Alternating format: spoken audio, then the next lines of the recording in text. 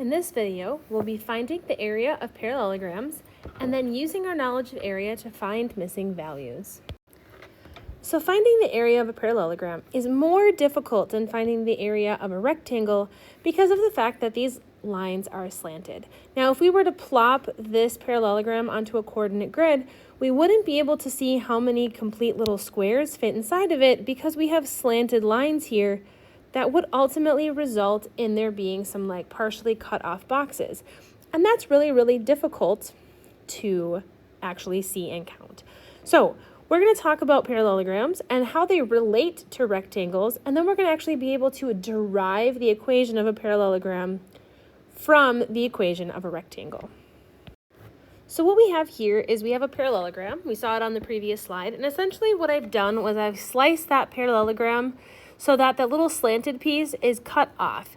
And what I want to show you that's really cool about parallelograms is that even though this parallelogram has slanted lines, which makes it different from a rectangle, if we cut off the triangle that's created by that little height mark there, and we move it over here, if we move it over here, what we see is that this little piece right here fits really snugly right inside the other side of the parallelogram.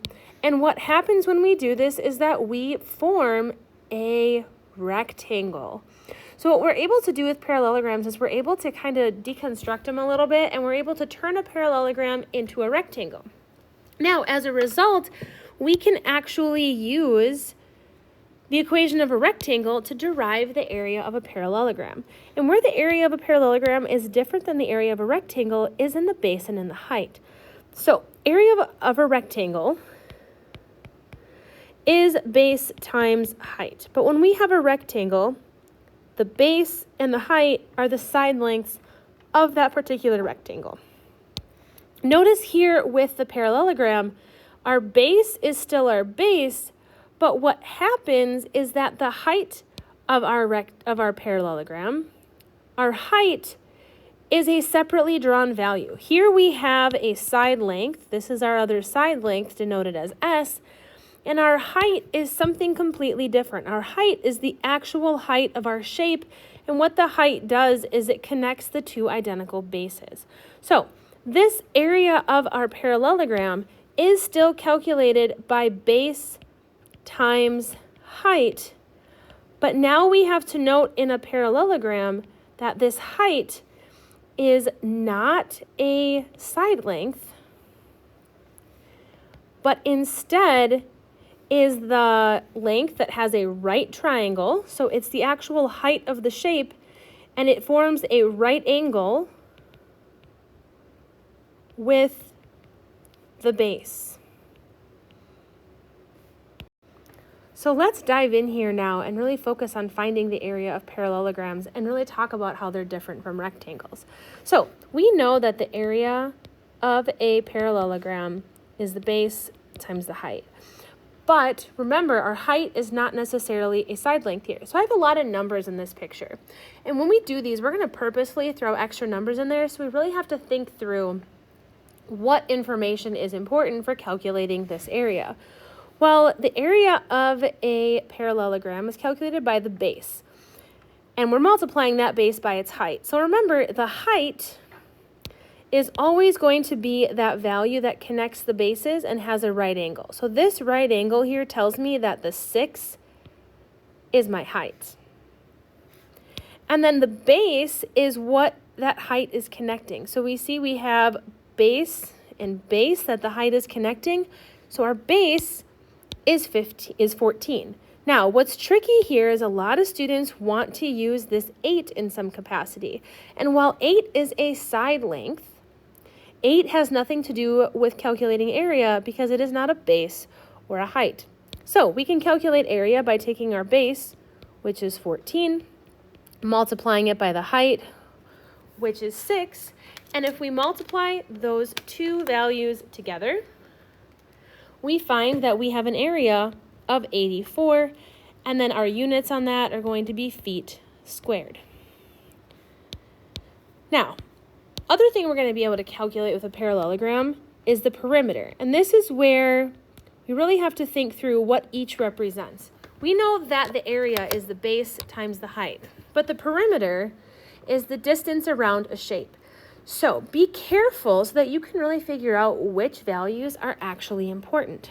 So here, note that to get around this shape, we would need 14 plus 8 plus 14 plus 8. And if we add those all together, we get 44 feet. Notice that for the perimeter, we didn't use the height. So area uses the height, but perimeter uses the side length. So we have to be really careful as we calculate these different components of a shape. So now with this example here, I know it's similar to what we've seen before, but I want to show you something that sometimes kids don't realize when dealing with parallelograms. So here you can clearly see that we have our base, which is going to be 10, and our height, which is going to be 3. Remember, the height is connected using this right angle here. So we know our height is 3 and our base is 10. Now, oftentimes, parallelograms aren't drawn like this.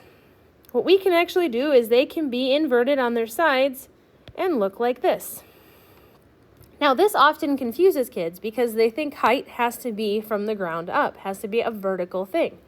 Remember that height is still 3 here because that's what's forming the right angle, and our base is going to be 10 because that is what is connecting or connected by the height. So don't let the orientation of that shape confuse you. Remember, height is always the distance between those two bases, and it forms a right angle with those two bases. Now, our area here is going to be base times height. My base is 10. My height, which connects those two bases, is 3. So we have 30 feet squared.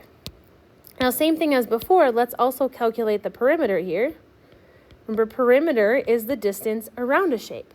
So if we start here, we'll go 10 plus 7 plus 10 plus 7.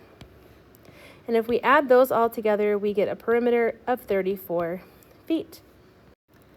So now let's apply what we know to find a missing piece in a shape. So again, we know that the area of a parallelogram is calculated by base times height.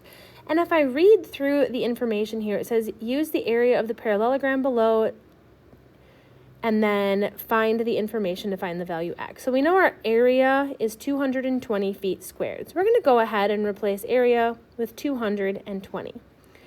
And then it says our area is calculated by taking our base times our height. Now, we have to think through what our base and height actually are so we can make sure that we don't make an error. Here I notice that my right angle is telling me that my height is x because that's connecting two bases and forming a right angle.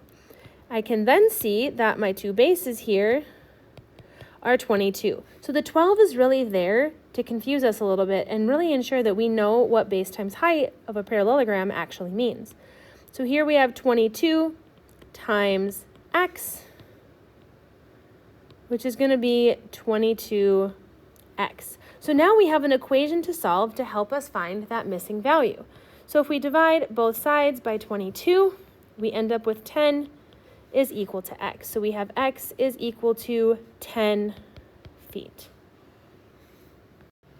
So let's take a look at this final example here. So it says use the area of a parallelogram, which in this case is 120 feet. So we want to use that in our equation and use it to find the provided value of x. So here again, we know we need to use the area equation of base times height, and we know we're given an area of 120 feet. And so we need to find our base and our height. Now we know that our base is what's connected by the height, and we know that the height is formed by this 90-degree angle. So I know that height is equal to 6, and then because these are the two side lengths that are connected by that height, our base is x minus 4. So here, we put our base in, we surround it with parentheses so that it's all grouped together, and it's base times height, which is 6. So now from here, I need to actually solve this equation. If you don't like the fact that it's written in this way, remember multiplication is commutative. So we can put the 6 first, followed by x minus 4. And then from here, we can start to solve. Because I see parentheses, I know that the distributive property is the best option here. So I have 6x minus 24. I can then add 24 to each side. So I get 144 equals 6x. And then the last thing I need to do is divide by 6. And I find that x is equal to 24 feet. Now I can take that value and I can look back at the original problem.